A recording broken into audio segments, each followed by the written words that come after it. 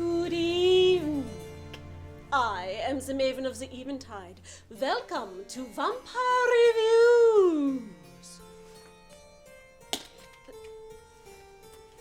No, you're supposed to throw them into my hand so that I catch them and then put them on all badass. Fledgling fail. No blood pops for you.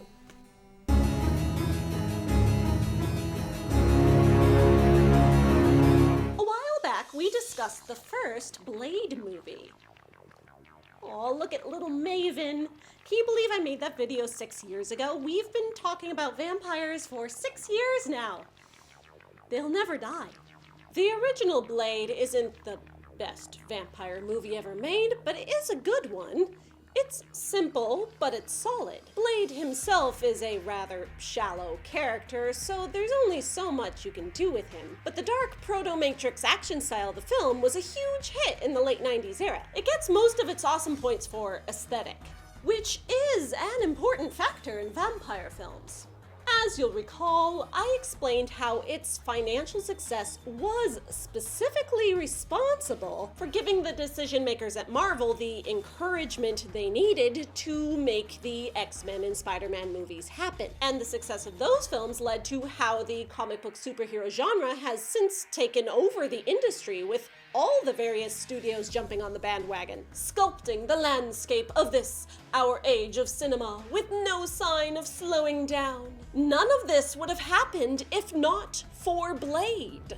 So yes, you do have vampires to thank for all the things you love now. All of them. So of course Blade got a sequel. It actually got 2 sequels and a TV series, which were, well, we'll talk about those another night. But the first sequel, which was called Blade 2, was the most successful installment in the franchise. It made even more money and has a popular reputation for being better than the first film. But is it really? Well, one thing it undeniably has going for it is being directed by the fabulously dark and spooky Guillermo del Toro. We talked a lot about Del Toro a few months ago when we discussed his first film, his vampire passion project, Kronos. And if there are 2 things he loves, it's monsters and comic books. He usually directs films he's had a hand in writing.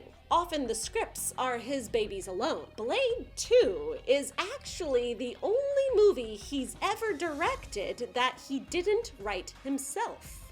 And there's probably a reason he hasn't done it since. The producers courted him for the job when the first Blade's director refused to return. They loved Del Toro's dark and creepy style. And it's what makes this film, because the thing is, the script didn't really give them much to work with. It has absolutely no character development, and what little plot there is to speak of serves as a thin excuse for 2 hours of non-stop action fight scenes between cardboard cutout killing machines. If it weren't for how well Del Toro balances gore and action with touches of humor, nobody would have thought this film was great. I love it when Blade smiles like a creep. A lot of people who consider this film better than the first thought the first was just too serious. And all they wanted was brainless action and gore without any silly emotional nonsense to get in the way of the fight scene fun times. But though Blade 2 does lighten things up a bit, it's lost its heart. Blade's mission in the first movie is personal. It's about clinging to his humanity. I've spent my whole life looking for that thing that killed my mother. And every time I take one of those monsters out, I get a little piece of that life back. In the second movie, he simply gets recruited to fight someone else's battle. And without any emotional core or personal stakes, all the awesome action in the world becomes completely forgettable. In the first movie, Blade has emotional highs and lows. He loses the one thing he loves when his only friend and father figure, Whistler, dies. He rejects Karen's offer for a cure and companionship, and he ends the movie more alone than he's ever been. A tragic, brooding lone wolf hero. This is a bit of a trope subversion. Usually, the grumpy badass who thinks he doesn't need anybody learns the power of friendship, but Blade ends up the opposite. His character arc is more like this. But it's dynamic, But in Blade 2, he gets Whistler back at the beginning because, surprise, he didn't die after all. He was turned into a vampire, but Blade cures him immediately, and then they're right back where they started. And the rest of the movie is all just action. This isn't just zero character development, this is negative character development. So, to recap, Blade is a half-vampire because his mom was bitten as he was being born. They call him the Daywalker. He's got all the vampire's strengths, but none of their weaknesses except for the thirst for blood, which he manages with a serum. He spends his entire life hunting vampires with lots of martial arts and extreme weapons. Blade finds Whistler in Prague 2 years after the first movie because he's looking for him, but he's also still doing his regular nightly vampire slaying while he searches. And while he's there, the local vampires approach him asking for a truce. They need his help to hunt down a new monster, the Reapers, who feed on vampires as well as humans. They're stronger, scarier, and uglier than vampires, and they turn vampires into Reapers at an exponential rate that will take over the world in weeks. Prague just so happens to already have an elite squad of trained vampire badasses that were assembled originally to hunt Blade, but now instead they have to reluctantly work together. Oh, the drama! One of the first things these vampires tell us is that the whole vampire mafia social structure the first movie introduced us to in America was child's play. In Prague, it's more like a royal family, and this is the vampire in charge, Damaskinos. He looks like this because he's so old, which, okay, all the other vampires of all ages look pretty normal. Well, he's named after Damascus, which claims to be the oldest city in the world, so maybe he's supposed to be the oldest vampire in the world? But I think Del Toro just wanted to have some fun with some monster makeup. He's into that stuff. But anyway, despite how different the vampire leaders are in both films, the regular vampire citizens are apparently exactly the same all over the world. Vampires just love to party. In fact, it seems all they ever do in either movie from sunset to dawn is party. The film depicts them as debauched, hedonistic, like it's supposed to make us more comfortable with Blade's mission to slaughter them.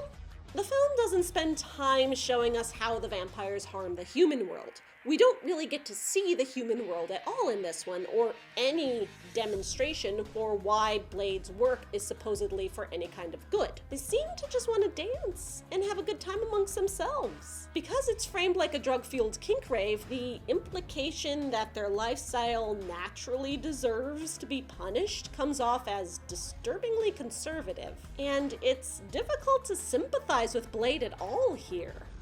You have been our most feared enemy. They tell stories about Blade the Boogeyman. This vampire's point of view of Blade is reminiscent of the classic vampire novel I Am Legend, which we discussed a while back. To the vampire hunter, of course vampires are evil and deserve to die. But to the vampires, Blade is the scary monster, victimizing their poor, oppressed species. Letting us in on this perspective could have made for an interesting and complex dynamic when Blade finally gets to know some vampires on a personal level. But of course we couldn't have that happen. So all the colorful vampires in the squad, or as they call themselves, the Blood Pack, seriously? Blood Pack? Are complete and total jerks with no redeeming qualities. Well, okay, there is one exception. 1.5. But for an ensemble cast film, having the bulk of that ensemble be so similar is a serious wasted opportunity. As lacking as David S. Goyer's original version of the script is, I did like that this group was described in it as representing an assortment of ages and races. But as we can see, they got somewhat homogenized in the film. Maybe the producers thought the cliche American multi-culti gang didn't make sense in Prague? Or maybe they just didn't try? This is Reinhardt, played by Ron Perlman because this is a Guillermo del Toro film, so of course he is. He's a racist neo-Nazi skinhead that spends the whole movie antagonizing Blade as if he's never seen a black person before, despite one of his bosses being dark-skinned. But Blade finally gets to slay him at the end. He's also way too cool to ever take off his sunglasses. This is Lighthammer, who in the script was written as a stereotypical silent, stoic Blackfoot Indian who's in Prague for some reason, but he wound up looking more like another skinhead Nazi with a bit of cultural appropriation thrown on. His girlfriend is Verlaine, whose only character personality trait is being his girlfriend. And yet, somehow, this is actually an improvement from the script, where she is described as a curvaceous beauty with bee-stung lips that exudes a predatory sexuality. Contrast that to how the men are described as the most stone-cold motherfuckers we've ever seen. This is Snowman, who's named that because in the script he's a mute albino who only speaks sign language. The film cast its fight choreographer Danny Yen in the role, and they justify the name by putting the character for snow on his armor. He's still mute, though now it comes off as a stoic Asian warrior stereotype, not disability inclusivity. This is Priest, who, in the script, was a bald-headed modern primitive with copious piercings and facial tattoos. But the film decided instead to go with foul-talking Irishman with long flowing locks. Because Irish priests are a thing? He's also a race purist and thinks all non-pureblood vampires should die. This is Chupa, who was Puerto Rican in the script. Even though they cast the whitest of white guys, he still keeps his Spanish name. It's supposed to be short for Chupacabra, which is a scary, blood-sucking creature from Puerto Rican folklore. It's a cool reference we don't get much in vampire films, despite the obvious connection, but again, why is he in Prague? And yes, this is the same actor who played this other vampire in the first Blade movie. This is Assad, who is calm and dignified and boring. The script describes it as restrained nobility. He is an exception to the rowdy, angry, macho pissing contest dynamic of the rest of the Blood Pack, but I only consider him half of one because Blade never notices or cares or pays any attention to him at all. Really, all these characters being vampires means very little, which is such a shame. We don't get to know anything about their lives or places in the world outside of the squad. They could have just been highly trained badass human fighters, and all this would have been exactly the same. Imagine if Blade were able to witness a little something different about what it means to be a vampire from each of them. Then they would have meant so much more as characters other than existing to have someone to kill off in each action scene. But Blade don't care. His entire life revolves around his narrow-minded point of view that all vampires deserve to die just for being what they are. There is one vampire who he has some kind of connection with, though, the actual exception. And of course, it's the only woman in the movie who's not already paired off with someone. Remember how I gushed over the first film for having the token sexy lady character not be a love interest, but instead just a sidekick? Yeah, Blade 2 isn't playing that.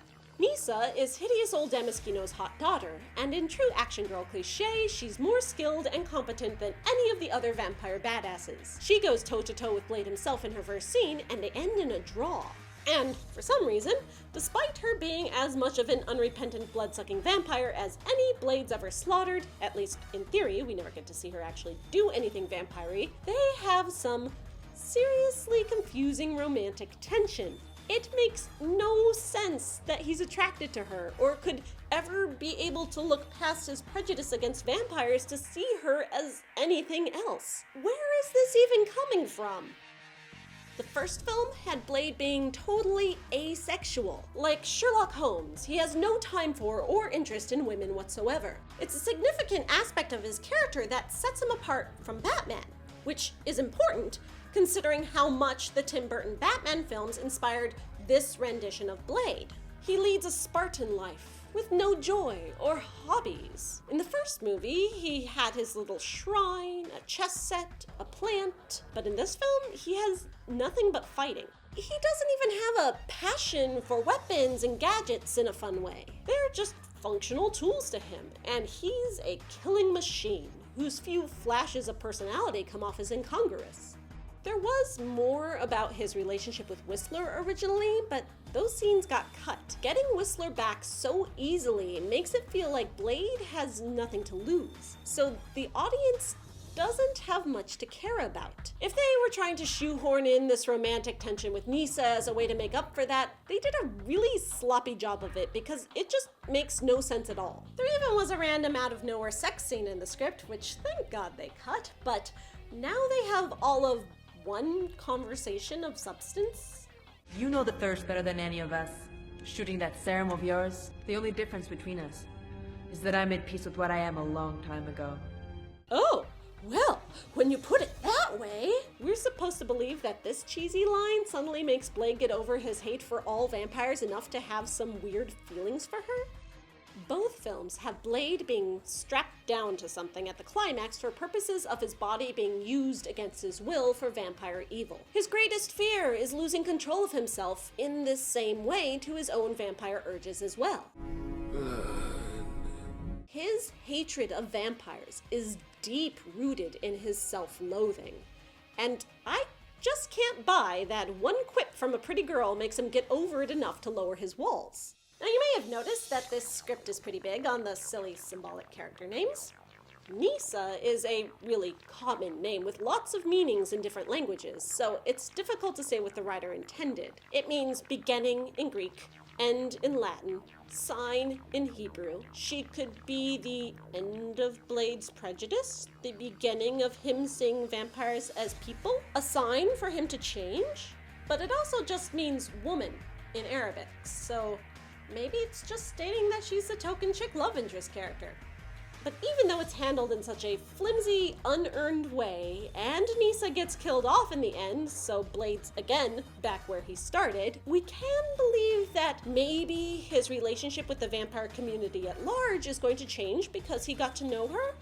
After all, they are real people with feelings and ideals and conflicting worldviews, not mindless slavering monsters like the Reapers. But nope. The end of the movie shows us Blade slaughtering the comic relief vampire just because he can. And of course, the guy's at a peep show when it happens because if he's doing something debauched, then he deserves to die. Seriously, what is up with all the kink shaming in this movie? But speaking of the Reapers, there is one who has a personality. This is Nomak, the patient zero of the Reaper virus. We learn at the end he was actually created by Damaskinos, who is trying to find a way to make all vampires become daywalkers like Blade. His experiment on Nomak got close, but with disastrous side effects. Nomak escaped and started wreaking havoc partly because the Reaper virus makes him constantly ravenous, but also as revenge for what Damaskinos did to him. Because the twist is that he's Damaskinos' own son. Nisa is horrified when she learns what her father's been up to. You sent me to die.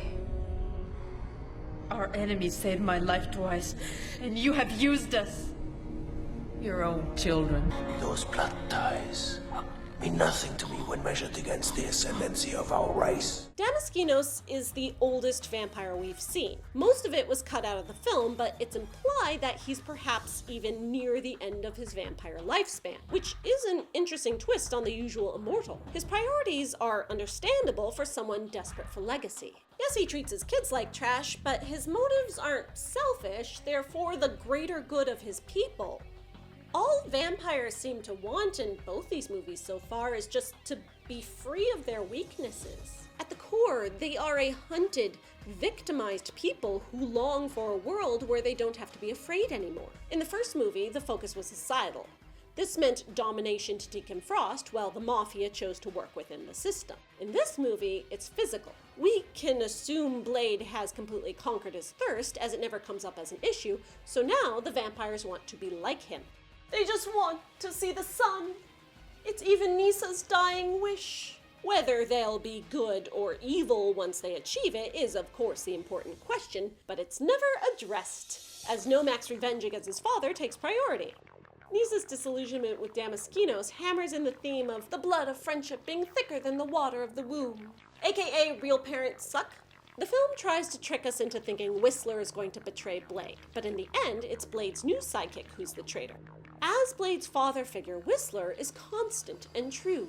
With Blade's evil vampire mom in the first movie, Deacon Frost as his sort of dad, and bad dad Damaskinos in this one, the message is clearly that found family triumphs over birth family. A common comic book superhero theme, but what it has to do with vampires is lost because they all died. It has been said, be proud of your enemy and enjoy his success. Is the enemy of my enemy my friend? Or my enemy? You and I, we have the same enemy. We want the same thing. Keep your friends close. Keep your enemies closer. This film really wanted to wedge in some kind of theme about enemies, but it never really goes anywhere with it. We're presented with a conundrum between the needs of the individual versus the greater good. But the bad guy is the one who wants the greater good? What are we supposed to take away from that?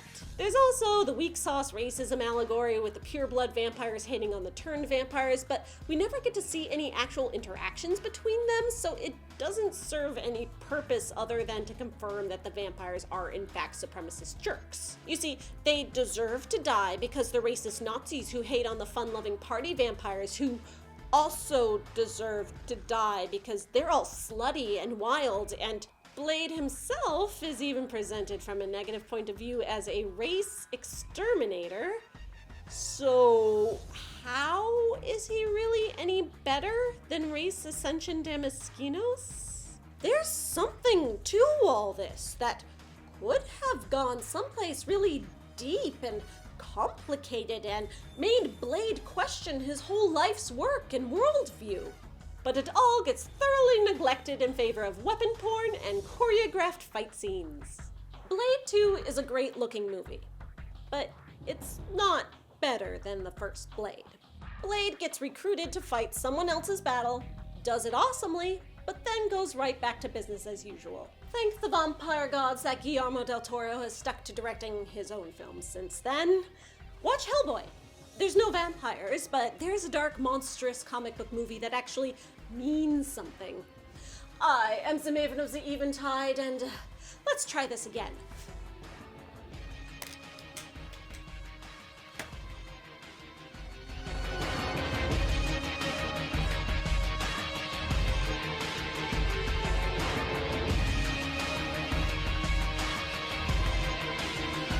These aren't even the right sunglasses. I said the black ones. Like my video, leave me comments, subscribe to my channel. Make sure you click that alert bell thing, because if you don't, you're not gonna get updates because YouTube did that thing and it sucks, but not in the good vampire way. Join my Patreon. It's like you can't look badass in brown sunglasses. Yeah, no. The black ones.